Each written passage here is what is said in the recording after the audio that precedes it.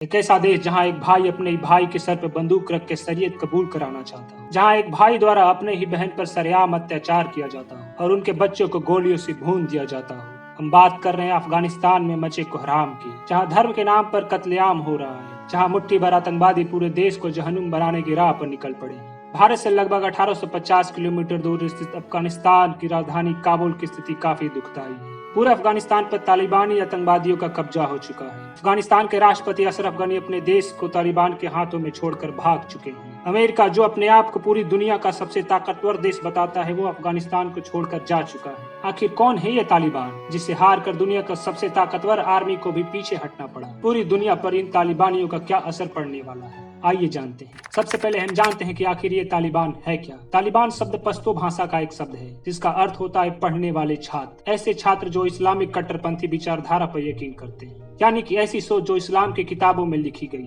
जिनका अमल उनके मोहम्मद पैगंबर किया करते थे। वही प्राचीन कबीलों वाली सोच जो आज से 1400 साल पहले पैगंबर मोहम्मद सल्लल्लाहु अलैहि वसल्लम द्वारा अमल में लाई जाती थी।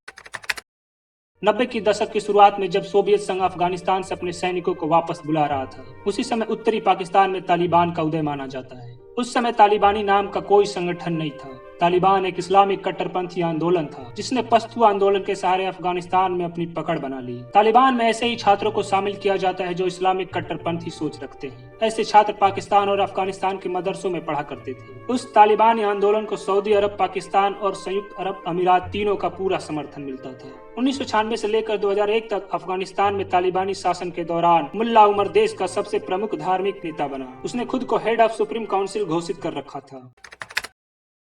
तालिबानियों ने सबसे पहले पाकिस्तान और अफगानिस्तान के बीच स्थित पश्तून इलाके पर अपना कब्जा जमाया।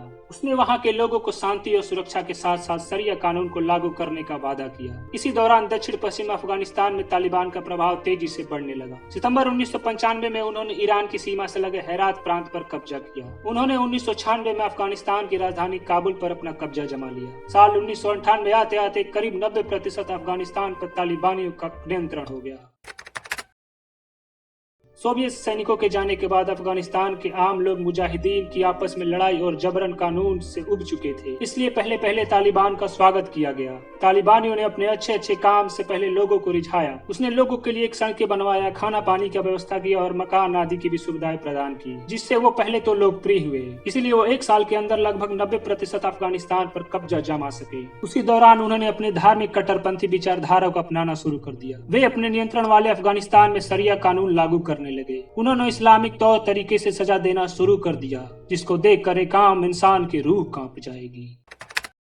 तालिबान के इलाकों में शरीयत का उल्लंघन करने वालों को बहुत क्रूर सजा दी जाती थी। पुरुषों को लंबी दाढ़ी रखना जरूरी हो गया था। महिलाएं बिना बुर्का पहने बाहर नहीं निकल सकती थी। ऐसा करने पर सरेआम चाबुकों से मारा जाता था। अगर कोई चोरी करते हुए पकड़ा जाता था, उसके हाथ पैर काट कर अंग भंग कर दिए जाते थे। लोगों को सरेआम बीच चौराहे पर फांसी दे दी जाती थी। तालिबानियों ने टीवी, म्यूजिक, सिनेमा पर भी रोक लगा दी थी और 10 साल से अधिक उम्र की लड़कियों को स्कूल जाने पर भी पाबंदी थी।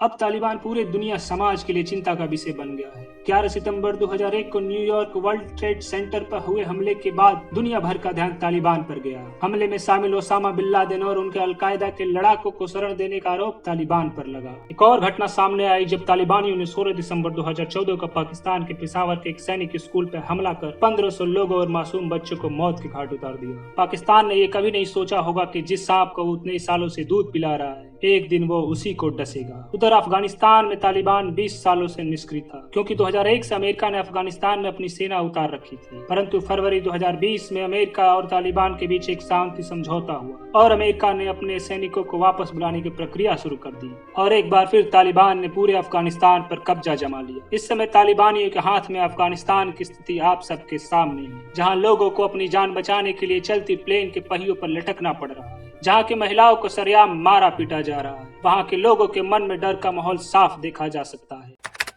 हम उन सभी विचारों का कतई समर्थन नहीं करेंगे जो दूसरों पर जबरन लागू की जाती हो, जिससे महिलाओं के सम्मान, गरिमा, प्रतिष्ठा को ठेस पहुंचता हो। हम अब आधुनिकता के युग में जी रहे हैं। यहाँ महिलाओं को स्वतंत्रता का अधिकार है। यहाँ किसी भी व्यक्ति को धर्म की स्वतंत्रता का अधिकार है। हम उन पुरानी विचारधारा वाले कट्टरपंथी समुदाय का समर्थन बिल्कुल नहीं करते जो समाज में धर्म के नाम पर रक्त की बूंद बिखेरना चाहता हो। हमारे देश में कुछ ऐसे नीच सोच वाले लोग रहते हैं जो इतना कुछ देखने के बाद भी तालिबान का खुलेआम समर्थन कर रहे हैं। उन नीच लोगों का नाम लेने में भी पाप होगा। भारत में बोलने की स्वतंत्रता है, इसलिए बोल पा रहे हैं। अगर अफगानिस्तान में होते तो सांस लेने पर भी पाबंदी होती। इस घटना पर हमारे अनेकों विचार हैं, पर आज के लिए बस इतना ही। अगर आपको ये जानकारी अच्छी लगी तो इस वीडियो को लाइक कर दीजिए। हम आपके लिए ऐसे ही वीडियोस को लाते रहेंगे। अगर आपको ऐसी जानकारी पसंद है तो हमारे चैनल को सब्सक्राइब करें और एक जागरूक नागरिक की तरह हमेशा सतर्क रहें। जय हिंद।